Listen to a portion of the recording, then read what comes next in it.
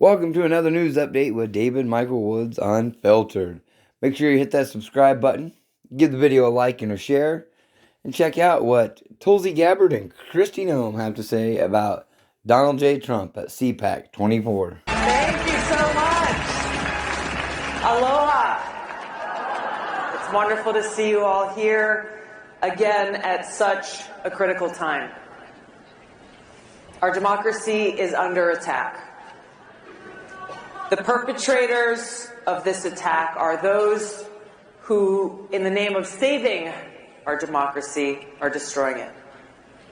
I don't use these words lightly. Every one of us who loves this country and who cherishes peace and freedom should be very alarmed by those who, driven by their insatiable hunger for power, are actively undermining all that we stand for. And almost every single day, if you're paying attention to the news and the headlines, there is some new assault and some new attack. Now, it's the Democrat elite and the swamp creatures in Washington who are doing all that they possibly can to keep us, the American people, from a very simple thing, having the freedom to choose who we want to be our next president.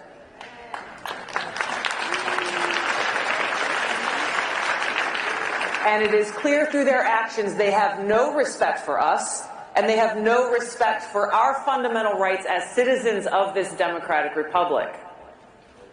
They are so terrified that we, the people, may make what they think is the wrong choice. That in the name of protecting democracy and saving us from ourselves, they're actually destroying our democracy and taking away our freedom. Now, we look throughout history and we can see many examples of evildoers who find some justification, who believe that they are doing the right thing. And so today we see the Democrat elite say with great concern in their voice that if the American people elect Donald Trump again, they warn us he will destroy our democracy. They say he will be the dictator-in-chief, that if he's elected, it will be the last election this country sees.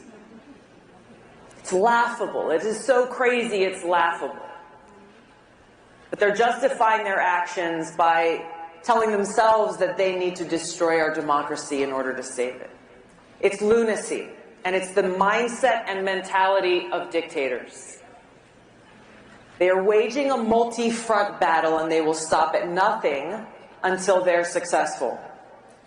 I'm going to go through a few of the many examples. We've seen how Colorado, Maine, 32 states have taken some action or another themselves in an unprecedented way to try to remove the leading Republican candidate for president, Donald J. Trump, from the presidential ballots. In defiance of the Constitution, these people are single-handedly deciding that somehow they alone have the authority to take away our right as citizens to decide who we want to be our president. We see in Congress, a progressive congressman, Ro Khanna from California, someone who I've known for years. He is so desperate to take Trump off the ballot that he's demanding that the chairman of the Federal Reserve, a position that's supposed to be nonpartisan and apolitical, take action and intervene to stop the former president from getting reelected. On December 27th of last year, Representative Khanna said in a post on X that Federal Reserve Chair Jerome Powell, quote, should cut interest rates now, given most of inflation was caused by supply shocks. If he doesn't, he may be the person most responsible for the return of Trump. The Democrat elite and their cronies, they're using our criminal justice system to prosecute and distract the Republican presidential candidate in the midst of his campaign. As we know, Donald Trump currently faces 91 charges in 4 criminal cases, 44 on the federal side, 47 on the state side, all felonies. This most recent ruling in New York, the real estate case, charging him a $355 million fine plus nearly $100 million in interest for a business transaction where there was no victim or complaint, where all parties made money. So egregious that even people who are not fans of Donald Trump are standing up and saying this is crazy and criticizing this judge's decision that from the very beginning has been a very clearly politically motivated hit job.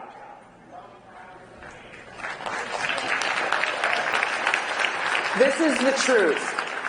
They're hoping and doing all that they can convict Donald Trump of some crime, any crime, to try to undermine his support and therefore prevent what they fear most, a second Trump presidency.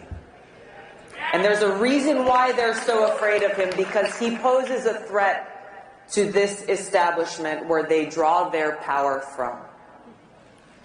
But when we take a step back and look beyond the personalities, look beyond Donald Trump and Joe Biden, what we're facing is a threat of far greater magnitude. A very dangerous precedent is being set. Our democratic republic is being destroyed by the permanent Washington elite, and there are people in both political parties who truly believe they and not the American people have the right to decide who should be our president. They easily and dangerously dismiss our Constitution, the rule of law, the voices of the American people, anointing themselves as the ones who have the power and justification to make this most important decision. Now, I've only mentioned a few of the many examples. I could write a whole book detailing all that's been done, all that the Democrat elite and Washington establishment have done and are doing to try to destroy Donald Trump and steal our election. As you know very well, President Trump has endured years of attacks. What we're seeing now is a continuation of something that began in 2016, ever since he came down that golden escalator. Now, I've met a lot of strong, tough people in my life. I can't think of a single one who could not only withstand all that they are throwing at Donald Trump without crumbling, but someone who would actually choose to keep fighting against the entire Washington establishment.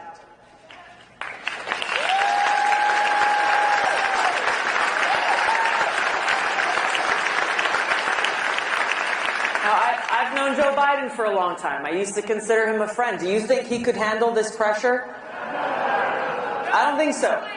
I think even a fraction of this pressure and stress and attacks that Trump has endured would cause him to crumble. Now, if you listen to what Nikki Haley has been saying, she claims that President Trump only cares about himself and that he's doing all that he's doing only for himself. If that were the case, wouldn't he just walk away from all this? Walk away from the headaches and the attacks and the stress that he's enduring right now? So why doesn't he?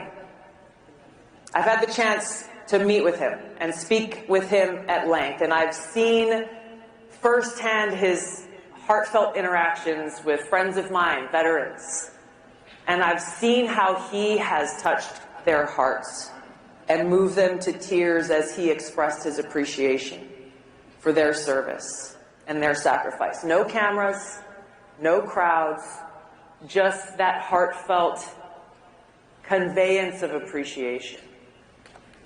I've gotten a sense for what motivates him, and it's got nothing to do with what the Washington establishment is accusing him of. This is a man who's a fighter. His strength and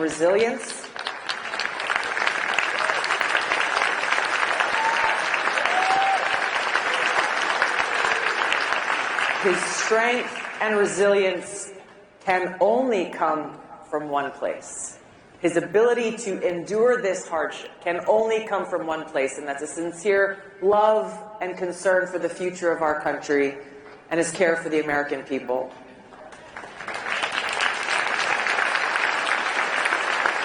But we've got a lot of work to do ahead of us.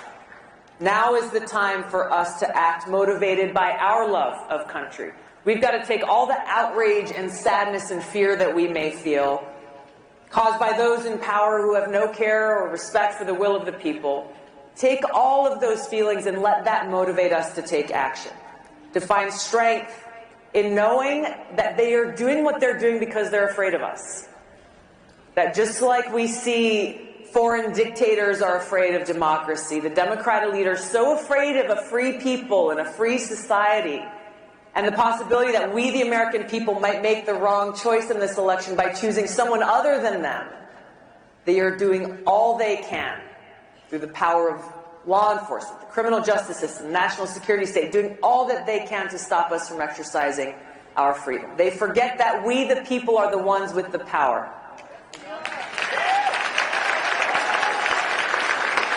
But we have to use that power. We cannot allow them to get away with this.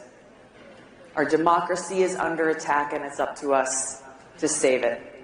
We have to hold those responsible accountable at the ballot box. We have to send this strong message to leaders in both parties that those who abuse their power and undermine our democracy and our freedom will not be tolerated.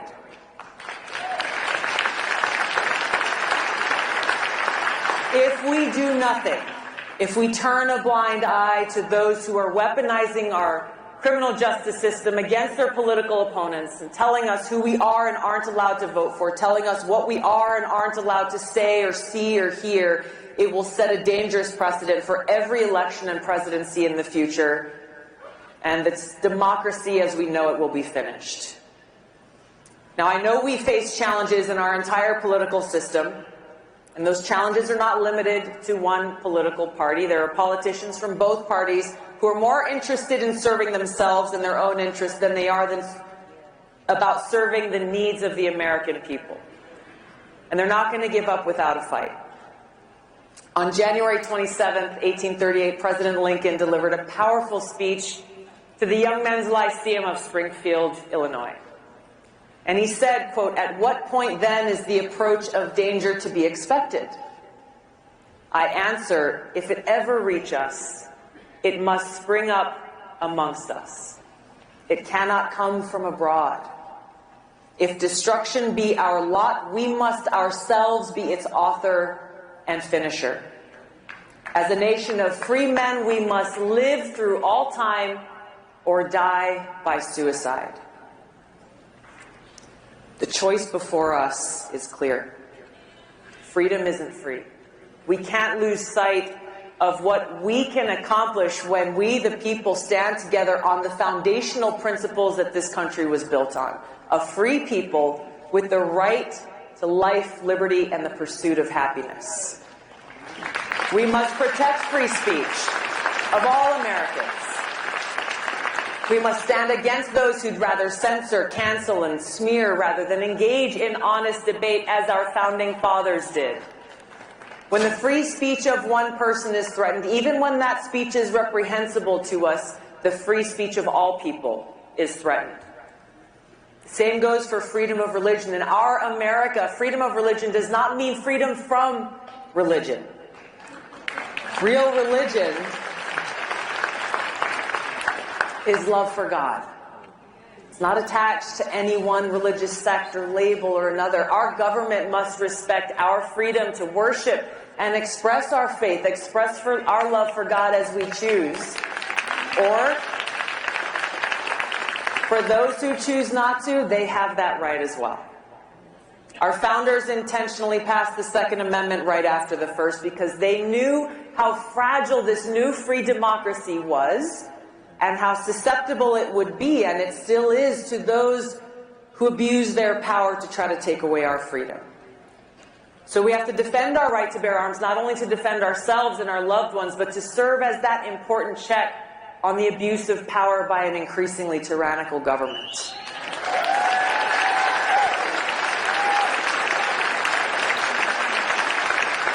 We must stop the bipartisan warmongers of Washington who constantly beat their war drums, who have pushed us to the precipice of World War III and a nuclear catastrophe.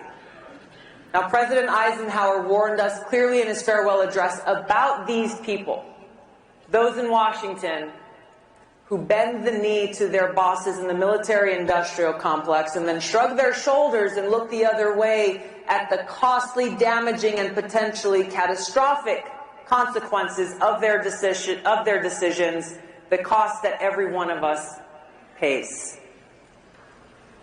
We need leaders who are committed to peace, strength, and prosperity, because we cannot be truly prosperous as a nation unless we are at peace. Unfortunately, war is sometimes necessary to defeat those who threaten the safety, security, and freedom of the American people, And as a soldier serving now for almost 21 years in our military and still serves today, I know this firsthand. But I also know that war must always be a last resort after all other avenues have been exhausted.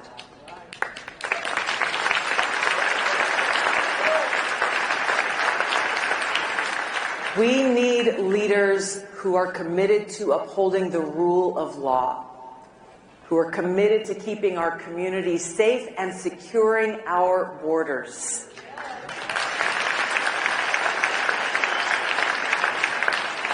In our America, we must come together inspired by love. Love for God, love for others, love for our country, because we live in the greatest country in the world.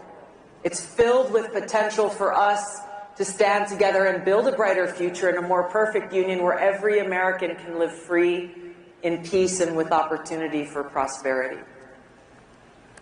To make this future a reality, we must not only come together in spaces like this with our brothers and sisters who agree with us, we also have to reach out to those who we may not agree with on every issue, but who love this country as we do and who are just as frustrated with those abusing their power as we are. Whether they're Democrat, Republican, Independent, or Libertarian, we must stand together as fellow Americans who cherish peace and freedom, cherishing our commitment to save our country and defend our republic. Those in power in America today are leading this great nation toward the suicide Abraham Lincoln warned of. If we do not act now, we will look back at this very moment with regret, but we won't be able to say that we had no warning. By God's grace, we are free and we will remain free. God bless you all. God bless America. Let's go and save our country. Thank you so much, everybody. Aloha. Thank you.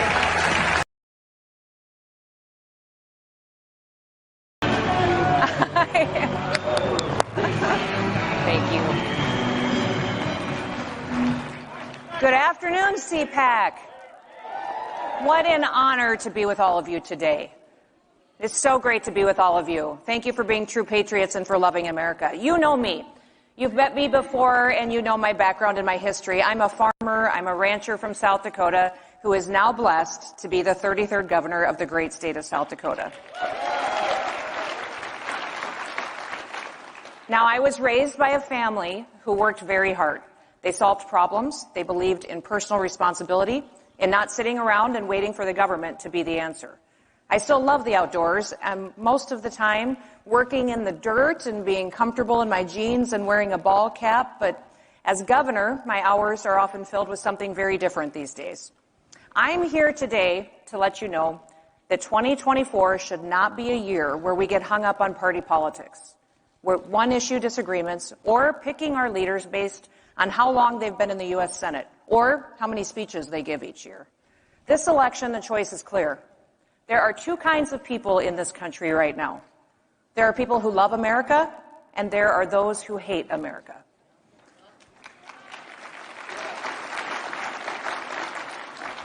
Those who hate America are working every day to destroy it. And let's be clear, Joe Biden is destroying America and taking away your freedoms. We can't just sit around complaining about it anymore. We need to do more. You know, I was recently asked an interesting question by a group that I had the chance to speak to. It was a leadership class, and they asked me a question from the audience and said, Governor Noem, how do you make your hard decisions? And I thought about it for a minute. And then I just said, you know what? It isn't hard. It's easy. Because I know the foundation that I need to start from with every single decision that I make as governor. I went on to tell them a little bit about how when I first started to run for governor of our state, it was clear that it was going to be a very different race than I had ever run before. It was showing up in my polling that it was going to be an issue that I was a woman.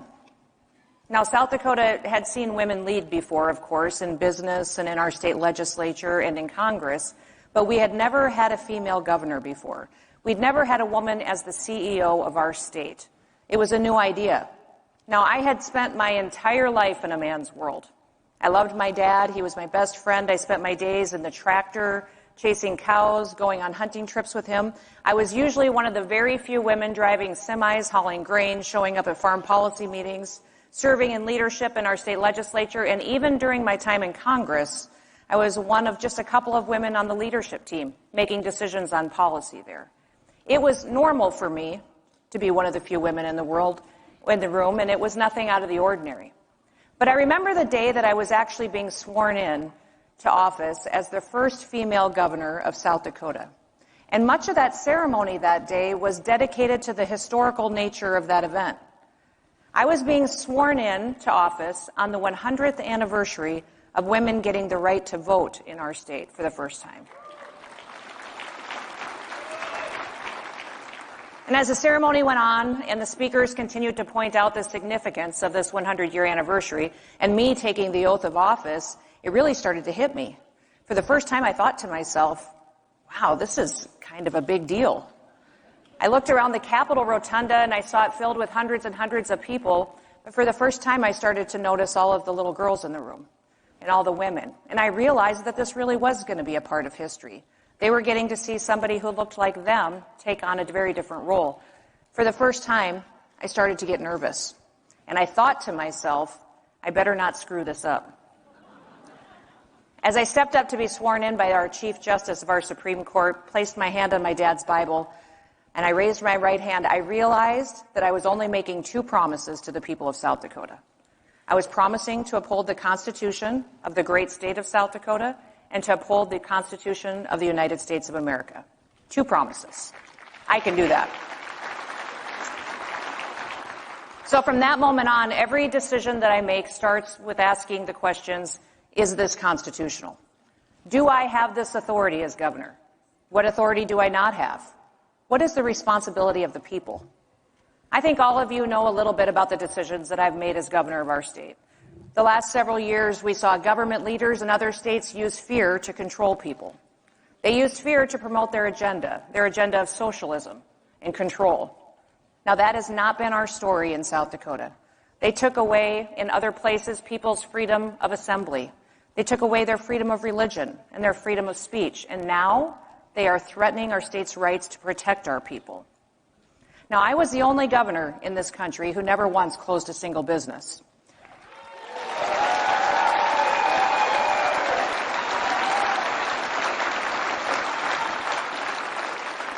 I never mandated anything to my people. I never told anyone that they couldn't go to church. We were the only state to turn down the elevated unemployment benefits because our people wanted to work. We trusted each other and we got through our challenges together. And we are stronger because of it. Today, South Dakota is thriving. Because of the decisions that we've made in South Dakota, we broke the record for the lowest state unemployment rate in the history of America at 1.8%.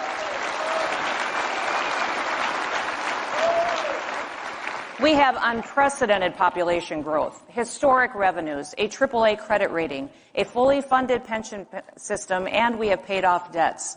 We were the first state to eliminate fees for concealed carry permits in South Dakota, and we'll even pay for your federal background check.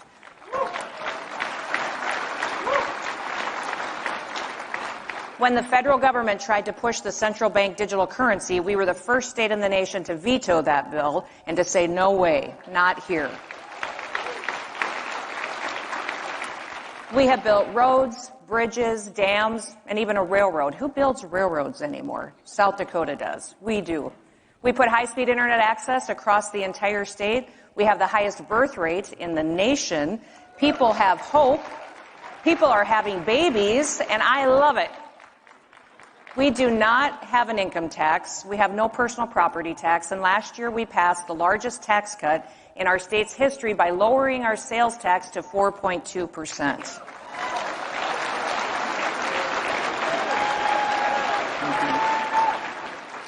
Now, we are one of the few states whose suicide rates and our mental health challenges are going down. And we have the lowest drop in overdoses the last couple of years as well. What does all this say? This says that our people are happier. And they're happier because they're free. Leadership matters. I'm just going to say it. Joe Biden and Kamala Harris, they suck.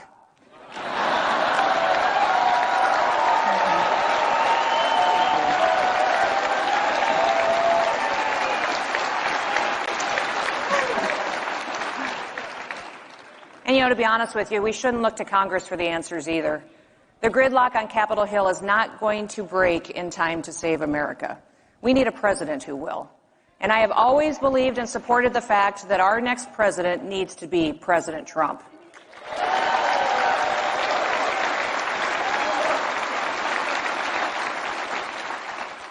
We have incredible threats to our country right now. 2 years ago, I was at the southern border. I was actually the first governor to deploy National Guard troops down to the southern border to protect our country. Now other states are following our lead, and they're sending their National Guard as well. And make no mistake, an invasion of our country is happening, and our border is a war zone. It is the fault of Joe Biden and his violation of federal law. I was alarmed recently to hear Democrats encouraging Biden to federalize the National Guard under Title X in order to take them away from the control of governors and take away my ability to be their commander-in-chief of the National Guard. I recognized immediately the danger in this threat. If the president took that action to remove me as commander-in-chief of my South Dakota National Guard, it would be the first time in American history that a president paid soldiers to stand down, to not protect our country. So I went to the border the very next day. I offered to bring razor wire there so Texas would know that South Dakota stands with them, and I would load it in my truck and bring it.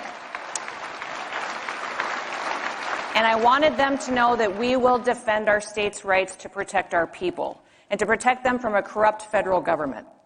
When I came home, I gave a joint address to my legislative session, and that very day our state legislature passed a resolution in support of securing our border and standing with Texas.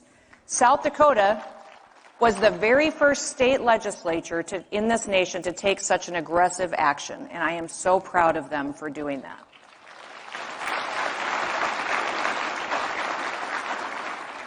This week, I announced that we will be deploying National Guard soldiers to the border for the 5th time. This time, they will be constructing a wall, a barrier,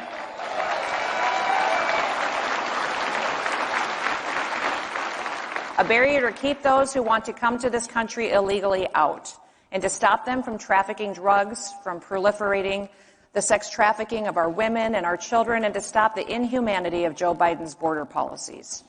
Now, we have cartel presence right in our state of South Dakota because of that open border. My people are affected by it every day. I will do all I can in South Dakota to bring back peace and stability where Joe Biden has brought destruction and death.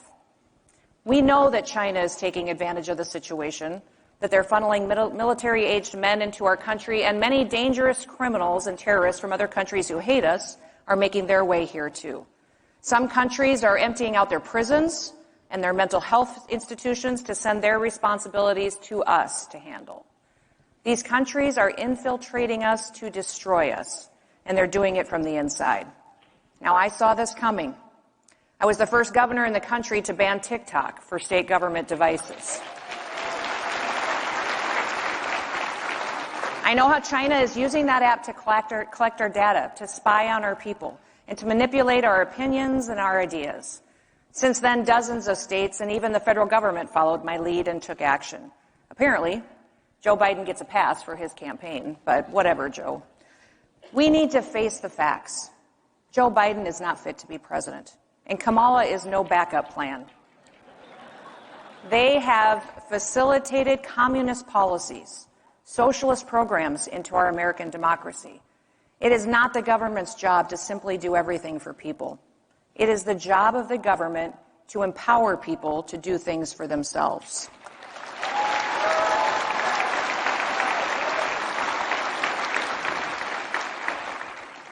So we have a clear choice. I was one of the first people to endorse Donald J. Trump to be our next president. Last year, when everyone was asking me if I was going to consider running for president, I said no. Why would you run for president if you can't win? I didn't say that to be nice. I said it because it was a fact. No one we knew could beat Donald J. Trump. We've known that for over a year, that he's the only person who had the support to be the Republican nominee.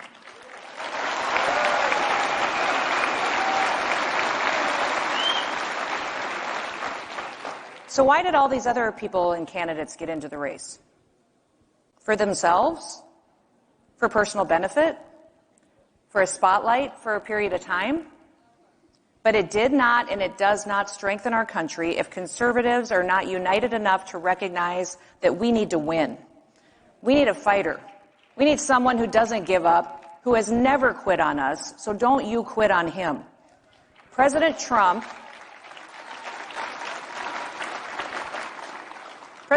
he broke politics in 2016. He just did. And I think that's a good thing because he's real. He's not perfect. None of us are. But he cares about you. And what I love about him the most is that he doesn't think he's better than you. So luckily, we are not going back to the good old days of the Romneys and the Cheneys and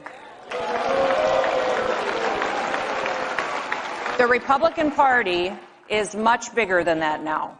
We are filled with blue-collar workers, many cultures, perspectives, and viewpoints, but most importantly, we all love America. And we realize what a gift that this country is. This country is the greatest experiment in humankind. And if we lose it on our watch, where will we go? Where is there another country that is better or offers us more opportunity? It just doesn't exist. So for me, there is no going back. I'm all in. And you need to be too.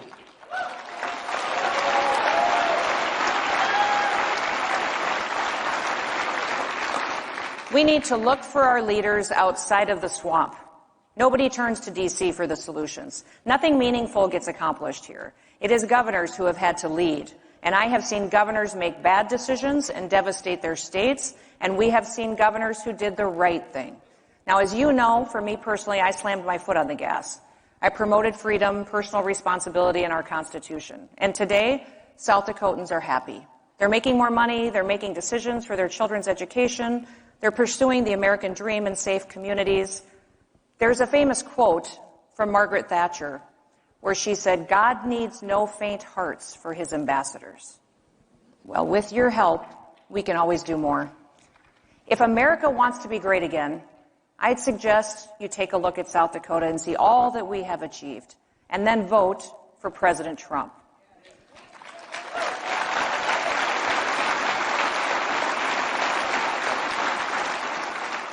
Thank you for watching another episode of David Michael Woods Unfiltered. Make sure you hit that like and share button, and don't forget to subscribe to stay up to date with David Michael Woods Unfiltered. Thank you and have a God bless day.